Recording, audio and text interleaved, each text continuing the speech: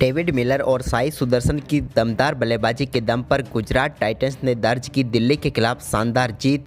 नमस्कार दोस्तों, स्वागत है आपका एक बार फिर हमारे चैनल में। दिल्ली कैपिटल और गुजरात टाइटंस के बीच खेले गए आईपीएल 2023 के 7वें मुकाबले में शानदार परफॉर्मेंस करते हुए गुजरात टाइटंस ने बेहतरीन जीत दर्ज की। तो दोस्तों, इस वीडियो में हम आपको पूरा हाईलाइट बताएंगे कि आखिरकार किस प्रकार से डेविड मिलर और उनके साथ साई सुदर्शन की शानदार बल्लेबाजी ने इस मुकाबले में गुजरात टाइटंस ने जीत दर्ज की। तो दोस्तों, पूरा हाईलाइट जानने से पहले अगर आपने अभी तक हमारे इस चैनल को सब्सक्राइब नहीं किया तो चैनल को सब्सक्राइब करके बेल आइकन दबा लें और साथ ही साथ आप भी आईपीएल 2023 में अपनी फेवरेट टीम को शानदार परफॉर्मेंस करते हुए देखना चाहते हैं तो इस वीडियो को लाइक जरूर कर दें। तो चलिए दोस्तों, हम जानते हैं इस मुकाबले का पूरा हाईलाइट शुरुआत से ही। तो दोस्तों, आज के मुकाबले में सिक्का उछाला डेविड वार्नर ने, लेकिन गिरा हार्दिक पांड्या के पक्ष में। टॉस जीतकर हार्दिक पांड्या ने बल्लेबाजी के लिए पहले आमंत्रित किया दिल्ली कैपिटल की टीम को। दोनों टीमें अपनी शानदार प्लेइंग 11 के साथ मैदान पर उतरी। दिल्ली की तरफ से डेविड वार्नर और पृथ्वी शॉ पारी की शुरुआत करने उतरे। हालांकि पारी की तीसरी ही गेंद पर यहां पर गेंद स्टंप्स को लग कर गई थी, लेकिन स्टंप्स का ना तो लाइट चली और ना ही गिल्ली गिरी, जिसके चलते डेविड वार्नर बच गए।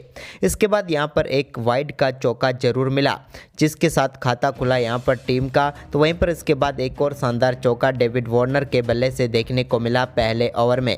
हालांकि उतनी अच्छी लाई लेंथ से गेंदबाजी नहीं कर पाए थे पहले ओवर में मोहम्मद शमी, जबकि दूसरे ओवर की आखिरी गेंद पर जोशुआ लिटल की गेंद पर बेहतरीन शॉट खेलते हुए एक्स्ट्रा कवर की तरफ से शानदार चौका बटोरा डेविड वार्नर ने। तो वहीं पर इसके बाद एक बार फिर जब मोहम्मद शमी गेंदबाजी करने आए, तीसरे ओवर की पहली ही गेंद पर शानदार शॉट खेला पृथ्वी शॉ ने और बेहतरीन चौका बटोरा।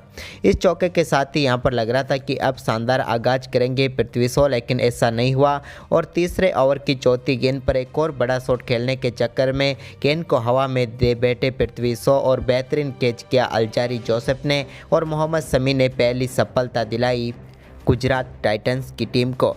पृथ्वी शॉ इस मुकाबले में 5 गेंदों पर सिर्फ 7 रन बनाकर पेविलियन लौट गए। इसके बाद दोस्तों यहां पर क्रीज पर उतरे मिचेल मार्श ने डेविड वार्नर के साथ मिलकर टीम के स्कोर को आगे बढ़ाया। तो एक बेहतरीन चौका यहां पर देखने को मिला मिचेल मार्श के बल्ले से 5वें ओवर की पहली गेंद पर मोहम्मद शमी के, लेकिन इसकी अगली ही गेंद पर मोहम्मद शमी ने शानदार वापसी करते हुए बोल्ड करके पेविलियन भेजा मिचेल मार्श को। उनके बल्ले का इनसाइड एज लगा और गेंद स्टंप पर जाकर लगी और बड़ी सफलता मिल गई गुजरात टाइटंस को। इस मुकाबले में भी मिचेल मार्श 4 गेंदों पर सिर्फ 4 ही रन बना पाए। इसके बाद डेविड वार्नर ने कमान संभाली और 5वें ओवर की आखिरी गेंद पर एक बेहतरीन चौका लगाया मोहम्मद शमी की गेंद पर ओवर पॉइंट के ऊपर से। वहीं पर इसके बाद दोस्तों छठा ओवर डालने आए गुजरात के कप्तान हार्दिक पांड्या की पहली गेंद पर डेविड वार्नर के बल्ले से स्क्वायर लेग की तरफ बेहतरीन चौका देखने को मिला। तो वहीं पर इसके बाद इस ओवर की आखिरी गेंद पर सरफराज के बल्ले से लेग पाई का चौका देखने को मिला। जबकि दोस्तों 7वां ओवर डालने आए अल्जारी जोसेफ की तीसरी गेंद पर बेहतरीन चौका लगाया डेविड वार्नर ने। उन्होंने मिड ऑफ के ऊपर से गेंद को खेला और शानदार चौका बटोरा। इसके बाद एक और चौका उनके बल्ले से देखने को मिला इसी ओवर में। जबकि दोस्तों इसके बाद टाइम आउट हुआ और टाइम आउट के बाद जब एक बार फिर टीम में उतरी मैदान पर तो दूसरी ही गेंद पर अल्जारी जोसेफ ने चलता किया डेविड वार्नर को। इनके भी बल्ले का इनसाइड एज लगा और 32 गेंदों पर 37 रन बनाकर पेविलियन लौटे और अल्जारी जोसेफ ने बड़ी सफलता दिला दी। लेकिन इसी ओवर की तीसरी गेंद पर एक और बड़ी सफलता मिली गुजरात टाइटंस को और यहां पर रायली रोसो का बेहतरीन कैच पकड़ा राहुल तेवटिया ने और अल्जारी जोसेफ ने 2 गेंदों पर 2 सफलताएं दिलाकर वापसी करवा दी गुजरात टाइटंस की। यहां पर अपना खाता भी नहीं खोल पाए रायली रोसो और गोल्डन डक पर आउट हुए। इसके बाद नए बल्लेबाज अभिषेक पोरेल ने 11वें ओवर की चौथी गेंद पर बेहतरीन छक्का लगाया थर्ड मैन की तरफ एक बेहतरीन शॉट खेलते हुए। ये हालांकि कैच कर लिया गया था, लेकिन वो सीधे बाउंड्री लाइन के पार चले गए थे, जिसके चलते यहाँ पर छक्का हो गया। वहीं पर दोस्तों इसके बाद एक जीवन दान मिला यहाँ पर सरफराज खान को, जिनका कैच छोड़ा गया जोशुआ लिटल के द्वारा। लेकिन दोस्तों इसके बाद यश दयाल जब 12वां ओवर डालने आए तो उनके ओवर की आखिरी गेंद पर बेहतरीन छक्का लगाया स्क्वायर लेग के ऊपर से शानदार अभिषेक पोरेल ने और इस छक्के के साथ ही वो अब तेजी से बल्लेबाजी करते हुए नजर आ रहे थे।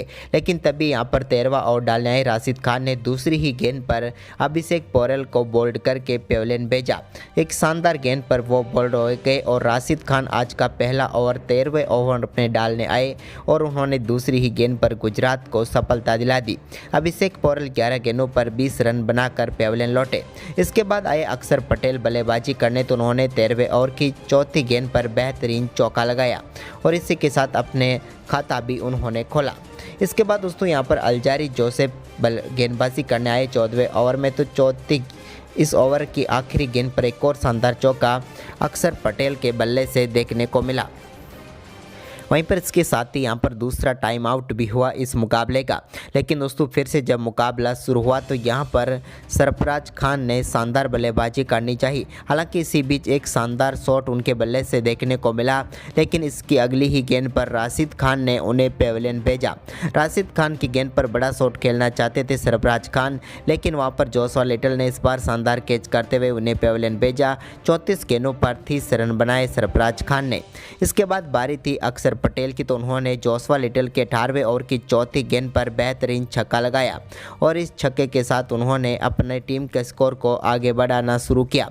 तो वहीं पर इसके बाद 19वें ओवर की तीसरी गेंद पर अमन हकीम खान के बल्ले से भी बेहतरीन छक्का राशिद खान की गेंद पर देखने को मिला ओवर मिड विकेट के ऊपर से एक स्लॉग स्वीप के जरिए।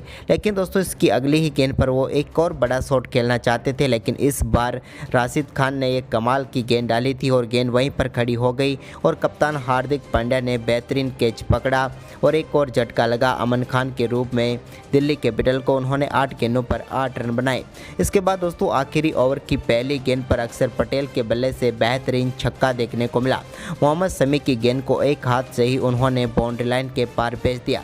लेकिन इसके बाद इसी ओवर की चौथी गेंद पर एक और बड़ा शॉट खेलने के चक्कर में डेविड मिलर को कैच थमा बैठे अक्षर पटेल और एक और सफलता मिली गुजरात टाइटंस की टीम को।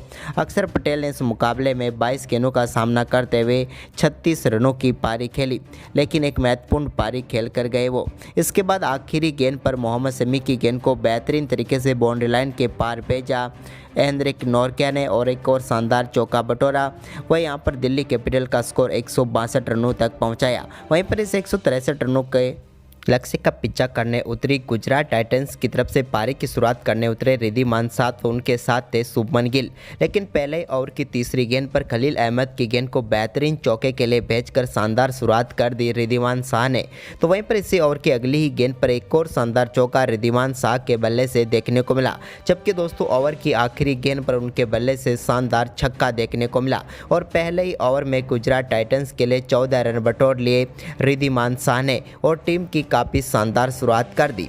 इसके बाद दूसरा ओवर डालने आए दिल्ली की तरफ से मुकेश कुमार की पहली ही गेंद पर शुभमन गिल के बल्ले से बेहतरीन कवर ड्राइव देखने को मिला और शानदार चौका बटोरा। इसके बाद इसी ओवर की चौथी गेंद पर एक और शानदार चौका लगाया शुभमन गिल ने। वहीं पर दोस्तों 2 ओवर में काफ़ी शानदार शुरुआत हो चुकी थी अब गुजरात टाइटंस की, लेकिन तीसरे ओवर की पहली गेंद पर हेनरिक नोरकिया ने बोल्ड करके पेविलियन भेजा रिद्धिमान शाह को।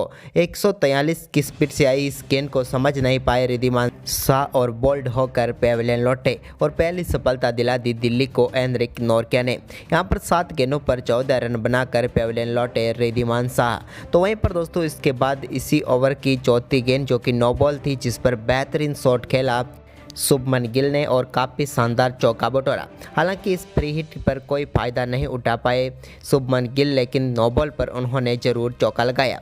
इसके बाद दोस्तों यहाँ पर साई सुदर्शन की बारी थी और चौथा ओवर डालने आए मुकेश कुमार की गेंद पर साई सुदर्शन ने बेहतरीन कवर ड्राइव मारते हुए एक और शानदार चौका जमाया। हालांकि ये गेंद थोड़ी देर हवा में जरूर रही थी, लेकिन उनके बल्ले से बेहतरीन चौका देखने को मिला।